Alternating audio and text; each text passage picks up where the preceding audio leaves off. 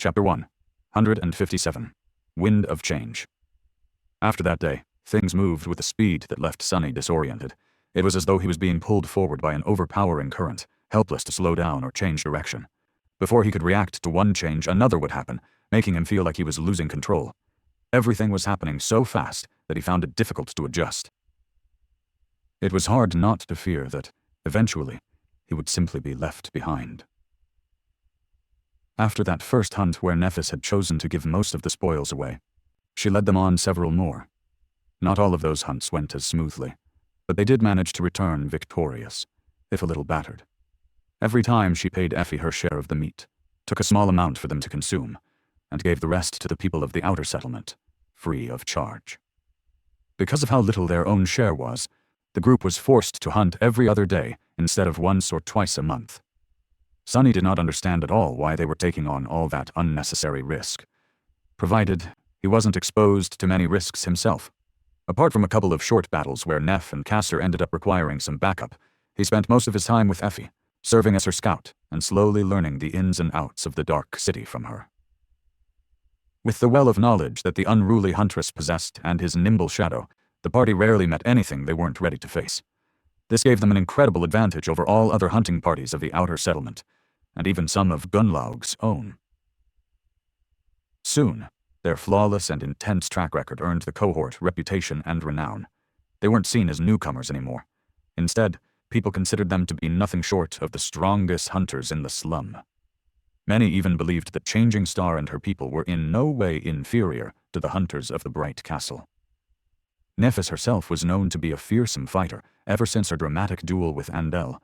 Effie had the reputation as one of the outer settlement's best from a long time ago. Handsome and capable Castor quickly won respect and adoration thanks to his amiable personality, noble bearing, and skill. The three of them were considered to be the core of the party, with Cassie and Sunny existing somewhere on the periphery. People loved Cassie because Neff had entrusted her with the responsibility of handing out the free meat, and also because it was nearly impossible not to love this sweet, exquisitely beautiful, and tragic girl. For most of the slum dwellers, she was the welcoming face of the cohort. Sunny, on the other hand, no one really paid him any attention. With no valiant feats of vanquishing monsters of the Dark City under his belt, most considered him to be a mere support member of the party. Inconsequential at best, a charity case at worst. If they even remembered his existence. Sunny was simultaneously happy to live in obscurity and secretly infuriated by this lack of recognition. It was good that no one suspected how powerful he really was. And yet, watching everyone fall over themselves in Castor's presence while completely ignoring his own made Sunny want to kill something. Or someone. Especially because, due to the tactical composition of the cohort, Nephis spent most of her time with the handsome Legacy. They seemed to work especially well together. When this frustration threatened to overwhelm Sunny, he would go away, find a quiet corner, and train his katas until every muscle in his body hurt. Usually the whistle of the Midnight Shard's blade cutting air was enough to calm him. He trained his swordsmanship day after day, finding strange comfort in it. At least this was something he could control. Of course, Sunny was never entirely relaxed. In fact, with each day he grew more and more anxious. Because other things were changing as well. After each hunt, Changing Star would provide the dwellers of the slum with free food. At first they treated her with distrust, then with gratitude, and finally with something akin to reverence. The strange light that Sunny had noticed in their eyes after that first time was slowly growing brighter and brighter. Some people even started jokingly calling her Saint Nephis, as though she was some sort of an angel. However, he felt that these words strangely contained less and less humor with each day. It was really very creepy, not to mention dangerous. The more people looked at Neff like she was their personal savior, the more he feared how drastic Gunnlaug's reaction would be. If history had shown anything, it was that kings never went easy on meddling messiahs. And throughout all of that, the same question continued to torment Sunny. Was all of this an accident, or had Nephis done it on purpose? As time went by, more and more random people joined their group. They weren't hunters, just forlorn young men and women from the outer settlement who wanted to help. They tended to monster hides that the cohort brought back from the hunts, maintained various tools and gear that needed to be used, assisted Cassie with handing out food, and did other kinds of small but useful things. Soon, The ramshackle lodge was full of them. Sunny didn't even know all of their names. It seemed as though every day someone new would appear, acting as if they had always been a part of the group. What's worse, not all of them seemed to know who he was either. No, once and not twice, someone would smile at him and ask in a friendly tone, "Are you new?" Of course, bastards never said the same thing to Castor. Sunny felt like he was slowly becoming a stranger in his own home. The feeling was rather unpleasant, not to mention how perfectly it fit all his insecurities.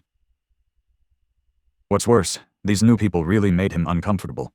He wasn't really sure of whether they were Changing Star's helpers or if they were her followers. Were they loyal or devout? One night after a couple of weeks of this, he was suddenly woken by Cassie tugging on his sleeve. The blind girl was whispering, "Sunny, wake up!" A moment later he was already on his feet, ready to summon the Midnight Shard. A light coming from the other room told him that Neff was awake too. "Gunlaug, did someone betray us?" "What's wrong?" Cassie covered the candle she was holding in her hand and answered in a worried voice. Something is coming from the road. I've dreamt of it." "A nightmare creature." Knowing what had to be done, Sunny simply nodded, gripped her shoulder for reassurance, and walked over to meet Nephis. Since their lodge was on the edge of the slum, right in front of the entrance of the ancient road, they had no choice but to fight. That night, the three of them, Changing Star, Sunny, and Castor, battled a devil that had wandered up the hill and fought it off before it could reach the outer settlement. When dawn came, terrified people walked out of their hovels on shaking legs and saw the horrible marks left on the white stones by the beast's claws, as well as puddles of blood, both human and that of a monster, steaming in the morning cold. They also saw Changing Star leaning tiredly on her silver sword. Sunny, who was sitting with his back against the wall of the lodge and breathing heavily, was looking at her too. Back when he was describing to Nephis why Gunlaug could never be defeated, he had told her that every facet of life here was under his control. Food, safety, hope, fear, even power itself.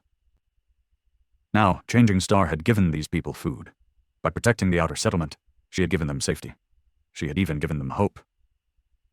There was also the fear that the inhabitants of the castle felt after Neff had easily beheaded one of their pathfinders. All that remained was power. Finally, the question that pressed heavily on his mind had an answer. No, none of this was a coincidence. Everything that had happened, from choosing the outermost building in the slum as their base to insisting on giving away the food for free, was part of Changing Star's strange but methodical plan. She knew what she was doing all along. But why was she doing all this? What was her ultimate goal? Uneasy, Sunny stared at Nephis and wondered about the future.